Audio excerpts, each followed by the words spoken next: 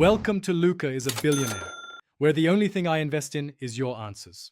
You start by confirming the cast is safe to treat. Call your clinician if unsure. Once cleared, gather baking soda, charcoal sachets, a soft brush, and a hairdryer set to cool. Avoid heat. Begin by brushing away loose debris from vent holes and edges and pat dry areas with a clean cloth.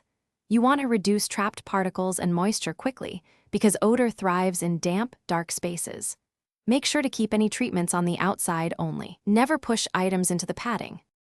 Next, you tackle the smell directly by using absorbers and drying. Sprinkle 1-2 tablespoons of baking soda into accessible vents and larger openings. Let it sit for 4-6 hours to neutralize acids and odors, then gently shake out. Place activated charcoal sachets in any hollow areas for up to 24 hours to absorb remaining smells. Once done, use cool air from the hairdryer for 2 to 3 minutes on each vent, holding the dryer 6 to 8 inches away, so you dry. Finish by wiping the outer shell with a damp cloth and mild soap, making sure you do not wet the inner padding.